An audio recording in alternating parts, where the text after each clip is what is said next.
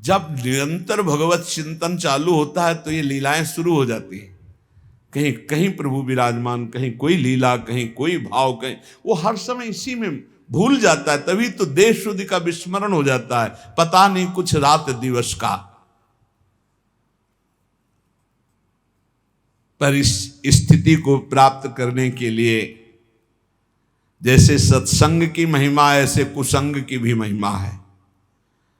अगर सत्संग भी करोगे और कुसंग भी करोगे तो हो सकता है कुसंग जोरदार हो जाए, क्योंकि बहुत जन्मों से कुसंग ही होता रहा है।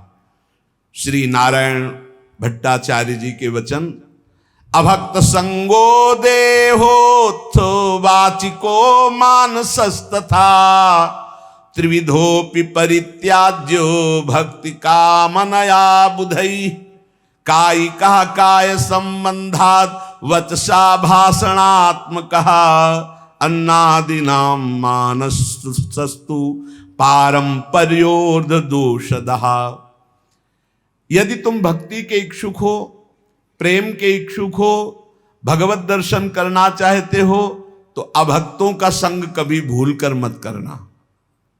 ना तो देहोत्थो वाचिको मानसस तथा, ना शारीरिक होने पावे, ना वाणी से होने पावे, ना मानसिक होने पावे। एकांत में बैठकर दुष्ट का चिंतन भी करना, उसका संग करना होता है। दुष्ट आचरण का, दुष्ट स्वभाव का, दुष्ट व्यक्ति का, दुष्ट घटना का चिंतन नहीं करना चाहिए। ना उसके विषय की चर्चा करनी चाहिए, बहुत दुष्ट है वो, ऐसा वैसा, आप उसका संग कर रहे हैं। और ना शरीर से संग करना चाहिए। त्रिविधोपि परित्याज्यो भक्ति कामनया बुधई, बुद्धिमान को चाहिए तीन प्रकार का जो संग, शारीरिक, मानसिक और वाचिक, तीनों प्रकार का संग त्याग दे। ऐसे मानसिक सत्संग भी होता है। आज सत्संग में सुना, आज वो संते बोल रहे थे, आज ऐसा, तो आपका सत्संग हो रहा मानसिक। परस्पर बैठ करके भगवत चर्चा ऐसी सुनी, ऐसा ऐसा, ये वाचिक हो रहा है। और भक्तों के संग में बैठे शारीरिक हो रहा है, ऐसे ही कुसंग होता है। तो कह रहे हैं कायिका काय संबंधात, देह संबंध से जो अवैष्णव है, भजन नहीं करता, दुष्ट स्वभाव का, वो कोई भी हो, जाके प्रिय न राम वैदेही तजिए ताहि कोटि बैरी सम यद्यपि परम सनेही, कोई भी हो, पिता माता भाई बंधु परिवार का कोई जो भगवान का विरोधी है, किंचन मात्र भगवत भक्ति का अंग उसके हृदय में नहीं है, तो हमारा कर्तव्य है कि जरूरत पड़ने पर हम उसकी सेवा कर देंगे, पर संग नहीं करेंगे, न वाचिक, न मानसिक, न शारीरिक। अधिकार है, तुम पिता हो, माता हो, जरूरत पड़ेगी, तुम दुख में हो, तुम्हारी सेवा कर देंगे, लेकिन तुमसे हम मन नहीं मिलाएंगे, क्योंकि तुम भगवत विमुख आचरण करते हो। जो अभक्त का संग करता है तो भक्ति उसकी बाधित हो जाती है। पुत्र हो अभक्त हो, संग नहीं। पिता हो अभक्त हो, संग नहीं। माता हो अभक्त हो, संग नहीं। तजो पिता प्रहलाद विभीषण बंधु भरत महतारी गुरु बलि तजो कंत ब्रज बनितन भे मुद मंगलकारी। ये दूसरों को मंगल करने वाले बन गए, जो भगवत विरोधियों का त्याग कर दिया। देह संबंध से दैहिक संबंध होता है, देह संबंध अभक्त से न बनने पावे। उसके पास बैठना, उसके संभाषण करना, किसी भी तरह की दोस्ती हमारी अभक्त से नहीं होनी चाहिए।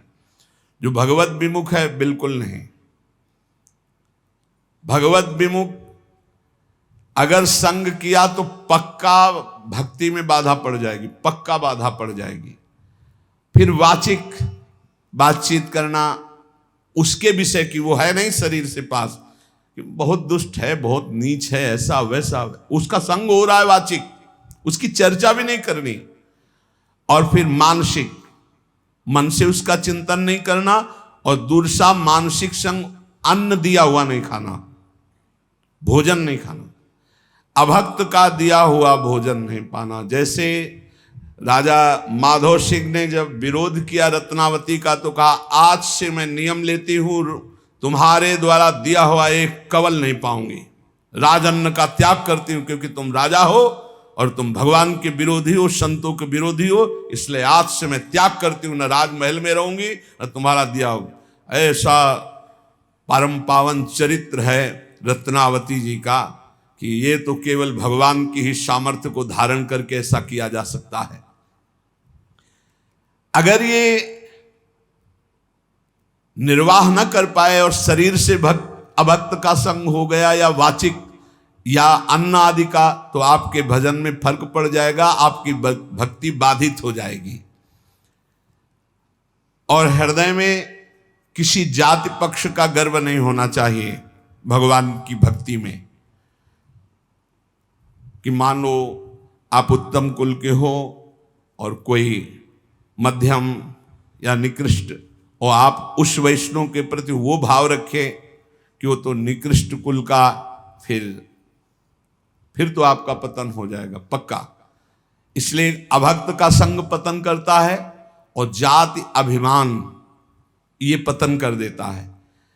भक्तों के कुल एक ही होते हैं। जैसे अपने यहाँ श्री हरिवंश सुगोत कुल देव जाति हरिवंश, श्री हरिवंश स्वरूप हित रिद्धि सिद्धि हरिवंश। किसी से कभी नहीं पूछा होगा आज तक, किसी से नहीं कि आप किस जाति के हो, कभी नहीं। हमारी सत्ता ही नहीं है, हमारे यहां सत्ता ही नहीं है, न जाति की न कुल की न इसकी मर्यादा, इसकी कोई सत्ता नहीं। सत्ता इतनी है कि तुम हरि के प्राप्ति के मार्ग में कदम रख रहे हो तो तुम श्री हरि के हो, बस। कल हम ऐसे विनोद में कह रहे थे अपने साधकों से कि यार अगर हमसे कोई पूछे कि ये संत कहाँ के हैं तो हम नहीं बता पाएंगे, तो लोग कहेंगे कि बाबा झूठ बोल रहे हैं। सच्ची मानिए, इतने सब जन है, हमको आज तक नहीं पता कि ये कहाँ के हैं, ये किस जाति के हैं, कुछ नहीं। बस जुड़े और नाम दे दिया, बोले अमुक शरण और बस सेवा, बस इतना ही हमारा बातचीत है। इसके बाद हम नहीं जानते कि आप लोग किस क्षेत्र के हैं, किस जिला के हैं, आपकी क्या जाति है, क्या कुल, हम बिल्कुल नहीं जानते। अब आप सोचो, कोई मानेगा 10-10 साल हो गए, 12-12 साल हो गए, ये नहीं जानते कि कहाँ के, नहीं जानते। एक भी साधक का हमने कभी नहीं परिचय पूछा, तुम किस जाति के हो, किस कुल के हो, और तुम्हारा गांव का नाम क्या है, तुम कहां से आए हो, तुम्हारा आधार कार्ड क्या है। हमारा सबका आधार कौन है, श्री हरि, श्री प्रिया जी, बस इतनी बात हमारी। हमसे पूछा जाए ये कौन है तो कहेंगे अमुक है। कहाँ के हैं, वृंदावन के हैं। किस जाति के हैं, हरिवंश गोत्र के हैं। बस इतना ही हमें पता है। और शाम मिलकर के एक जगह बैठ कर पाते हैं, एक जगह रसोई बनती, श्री जी का भोग लगता है। इतना भी फर्क नहीं है कि आप अमुक कुल का अमुक कुल। ना हम विप्रो न च नरपतिर्नापि वैश्यो न शूद्रो, ना हम वर्णी न च गृहपतिर्नो वनस्थो यतिर्वा, किंतु प्रोद्यन निखिल परमानंद पूर्णामृताब्धेर गोपी भर्तु पद कमलयोर दास दासानुदासा। न मैं ब्राह्मणों न क्षत्रियो न वैश्यो न शूद्रो न ब्रह्मचारी न गृहस्थो न वानप्रस्थो न सन्यासी हूं। भैया हो कौन? बोले परमानंदमय अमृत के उमड़ते हुए महासागर रूप गोपीकांत श्री कृष्ण चंद्रजू के चरण कमलों के दासों का दास हूं, ये हूं। अब ये एक ही है अच्युत कुल, हरिवंश कुल। अब इसमें कोई भेद नहीं, और ये बैठा लेना चाहिए तभी प्रॉपर्टी मिलेगी, ये भी ध्यान रखो। गोद नामे में आए हो तो पूरी प्रॉपर्टी मिलेगी। तुमसे पूछा जाए तुम कौन जाति के हो, क्या उत्तर दोगे? सीधा उत्तर तुम्हारा क्या होगा? हरिवंश जाति। हरिवंश कोई जाति होती है? तो हम तो हरिवंश जाति, श्री हरिवंश सुगोत कुल देव जाति हरिवंश। हमारी जाति हरिवंश, हमारे कुल हरिवंश, हमारे देवता हरिवंश, हमारी देवी हरिवंश, हमारे इष्ट हरिवंश, हमारा सब कुछ हरिवंश। हरिवंश हा हरि रा राधा बा वृंदावन सा सहचरी। वृंदावन में सहचरियों के मध्य में विराजमान श्यामा श्याम ही हमारी जाति है, वही कुल है, वही देवता है, वही सब कुछ है। जैसे वैष्णव जनों से पूछो आपका कुल क्या है तो कहे अच्युत कुल। आपका गोत्र क्या है? अच्युत गोत्र। यही ठसक होनी चाहिए, यही, इसमें चूक नहीं होनी चाहिए। अब पूर्व की बात नहीं होनी चाहिए। आप किस जाति से हो?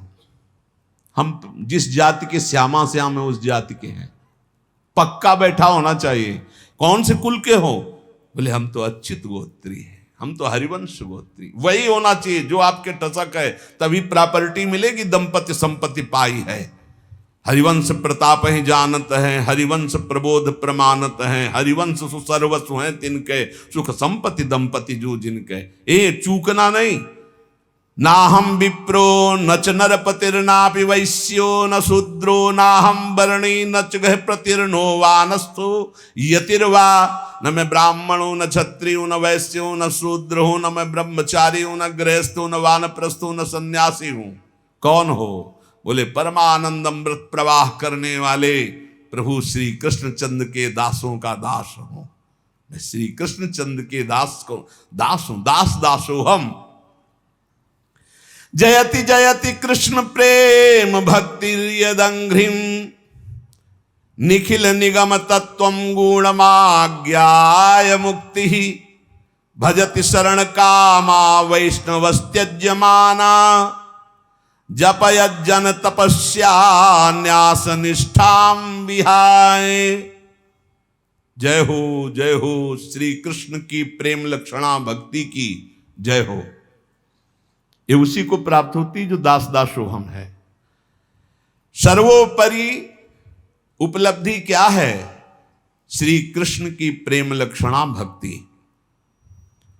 और तो क्या, स्वयं मुक्ति का भी त्याग हो जाता है जब श्री कृष्ण की प्रेम लक्षणा भक्ति का उदय होता है। जो श्री कृष्ण प्रेम लक्षणा भक्ति को प्राप्त करना चाहता है, जब यज्ञ तपस्या संन्यास निष्ठाएं इनको छोड़ करके प्रेम लक्षणा भक्ति की प्राप्ति में आते हुए देखा गया। बड़े बड़े अनुष्ठान जप करने वाले, बड़े बड़े सन्यासी, बड़े बड़े महापुरुष जन, ये प्रेम लक्षणा भक्ति संपूर्ण वेदों का सार तत्व है। जिसके हृदय में प्रेम लक्षणा भक्ति आ जाती है तो प्रभु उसके हृदय में प्रकाशित हो जाते हैं, फिर छुप नहीं पाते। ये प्रेम लक्षणा भक्ति कैसे आती है? तो बोले जयति जयति नामानंद रूपम मुरारेर, विरमित निज धर्म ध्यान पूजादियत्नम, कथमपि सकृदात्तम मुक्तिदम प्राणिनाम यत्, परम अमृतमेकम जीवनम भूषणम में। जय हो भगवान श्री कृष्ण के परमानंददायक नाम की जय हो। पहले जयति जयति कृष्ण प्रेम भक्ति यदंघ्रि, श्री कृष्ण के चरणारविंद की प्रेम लक्षणा भक्ति की जय हो, जिसकी प्राप्ति के लिए बड़े बड़े सन्यासी, जपधारी, तपधारी, त्यागी, याज्ञिक सब छोड़ करके प्रभु के चरणों का आश्रय लिया। ऐसी प्रेम लक्षणा भक्ति की महिमा है जो भगवान को हृदय में प्रकाशित कर देती। अब ये प्रेम लक्षणा भक्ति मिलती कैसी है, कैसे मिलती है? तो बोले जयति जयति नामानंद रूपम मुरारे, भगवान श्री कृष्ण के परमानंद प्रदान करने वाले नाम की जय हो, जय हो। जो सर्वोत्कृष्ट जिसकी जिह्वा पर आ गया, विरमित निज धर्म ध्यान पूजादियत्नम, कथमपि सकृदातम मुक्तिदम प्राणिनाम यत्, परम अमृतमेकम जीवनम भूषणम में। जो नाम है उसमें साफ शक्ति भगवान ने विराजमान कर दी, परमानंद प्रदान करने वाला, प्रेम लक्षणा भक्ति को प्रकाशित करने वाला। ये जिसकी जिह्वा पर आ गया उसने स्वधर्म पालन, ध्यान, पूजा, अन्य साधनाएं सबसे मुख मोड़ लिया। अब तो रात दिन बस नाम जप, नाम जप, नाम जप। ऐसा श्रेष्ठ प्रेमामृत प्रकाशित करता है नाम जप। एक बार जिसको इसका नशा लगा नाम का, मृत्यु यमराज ये तो दूर से थर थर कांपने लगते हैं। जैसे कल चर्चा सुनी थी कि करोड़ों भिक्षुओं के मारने का दर्द होता है जब प्राण निकलते हैं, और जो नाम जापक होता है उसके प्राण कैसे निकलते हैं? जैसे विशाल गजराज के गले से छोटे फूल मल्ली की माला टूट जाए तो उसको पता भी न चले, ऐसे प्राण निकलते, कोई कष्ट वष्ट नहीं होता। ये कष्ट होता है पाप आत्माओं को।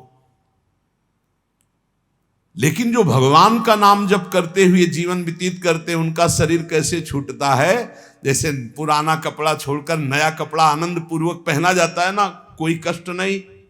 जैसे हाथी के गले से माला टूट जाए उसे पता भी ना चले, ऐसे जैसे आप स्वप्न देह में विचरण कर रहे हैं, आपको पता नहीं स्थूल शरीर छूट गया, ऐसे भक्त को कोई कष्ट नहीं हो। इसीलिए अभी समय है। मृत्यु थर थर कांपने लगती है, यमराज कांपते हैं, किसकी? जिसकी जिह्वा के अग्रभाग पर ये कृष्ण नाम, हरि नाम, राधा नाम। मृत्यु पास को विध्वंस करने की सामर्थ्य नाम में है। वही नाम एकमात्र मेरा जीवन है, मेरा आभूषण है, मेरा प्राण है। हे श्री कृष्ण, तुम्हारी लीला कथा अमृत का प्रवाह इसी नाम से प्रकट होता है। जो नाम जप करते हैं उन्हीं का लीला में प्रवेश होता है। ये बस पकड़ लो। इसमें अभी वर्णन किया, निखिल निगम तत्वम गुणमाज्ञाय मुक्ति, मोक्ष पदवी, सन्यास, यज्ञ, तपस्या, कामनाओं की पूर्ति, जो जो जैसा सब का त्याग हो जाता है जब भगवान की प्रेम लक्षणा भक्ति जागृत होती। और ये प्रेम लक्षणा भक्ति जयति जयति नामानंद रूपम मुरारे, पकड़ लो। हर समय नाम क्या जाता है? राधा राधा राधा, राधा वल्लभ श्री हरि, राधा वल्लभ श्री हरि, राधा वल्लभ। एक मत सुनो मन की, मन ये बहुत दुष्ट है, एक अगर रोको, हमारी बात सुनो, बहुत सुना दिया इसने, इस दुष्ट की बात मत सुनो, अब महापुरुषों की बात सुनो, नाम पकड़ लो। थोड़ा समय रह गया है, डूबने वाला है जहाज। यात्री सावधान, नैया भंवर में फंसी है, जहाज डूबने वाला है। व्याकुलता पूर्वक काम नहीं चलेगा। जैसे उसमें नहीं होता वो पहिया वाला ऐसे डाल लेते हैं ऐसे, और जैकेट बांध लेते हैं, फिर कूद पड़ते हैं, तो ऐसे ही नाम रूपी जैकेट बांध ली, अभी डूबने नहीं देगी। नहीं, भगवद आश्रय रूपी वो बढ़िया आराम। और उधर से श्री कृष्ण दौड़ के आ रहे हैं, वो हमको अपनी कृपा रूपी नाव में बैठाल के भवसागर से पार कर देंगे। तब तक के लिए श्री कृष्ण, राधा राधा राधा राधा। मान लो नैया बिल्कुल भंवर में डूबने वाली है। एक बहुत विवेकवान, उन्होंने कहा कि इतनी श्वासें होती हैं, उतने नाम हम जप लेते हैं, हमारा कल्याण हो जाएगा। वह कल्याण तो हो जाएगा, भगवान का नाम तो मंगलमय है। बोले जितनी श्वासें होती हैं उनके गणना में हम नाम जप कर लेते हैं, हर श्वास में तो हम नहीं जपते। थोड़ी देर बैठ करके जल्दी जल्दी नाम उतने कर लेते हैं, बकाया शेष समय स्वतंत्र मौज में हमका उस समय मृत्यु हुई तब चिंतन जो होगा तो अंतःमति सो गति। हमारा मतलब संख्या से नहीं है, ये भ्रम भूल जाओ आप कि आप संख्या से भगवान को खरीद लेंगे। हमारा मतलब है प्रेम पूर्वक हर क्षण उनका स्मरण करना। सातु दीर्घ काल निरंतर सत्कार सेवितो दृढ़ भूमि। हमको संख्या से क्या करना है? वो संख्या से नहीं मिलते भाई, नहीं मिलते। संख्या से मिलना होता तो अहम करके जप करके संख्या से प्राप्त कर लिए जाते, पक्का। वो संख्या से नहीं, वो एक में भी मिल सकते हैं, वो 1 लाख में भी मिल सकते हैं, वो 1 करोड़ में भी मिल सकते हैं, वो 100 करोड़ में भी नहीं मिल सकते। गांठ बांध लो, हम कह रहे हैं। आर्थ होकर जिसने दिल से पुकारा तो एक ही बार में शोभा झलकने लगी। एक बार जिन नाम ली हित सो होयति दीन, ताको संग न छाणहि ध्रुव अपनो कर ली। हमको हर समय मधुर मधुर राधा राधा राधा, हर समय पता नहीं कौन सा क्षण आखिरी हो। निरंतर नाम जप करो, नाम से ही प्रेम लक्षणा भक्ति प्राप्त होती। प्रेम लक्षणा भक्ति में ही प्रिया प्रीतम प्रकाशित हो जाते हैं, उनकी लीला प्रकाशित हो जाती। इसलिए समस्त महापुरुषों का कथन, कोई अभिमान मत करो और निरंतर नाम जप करो।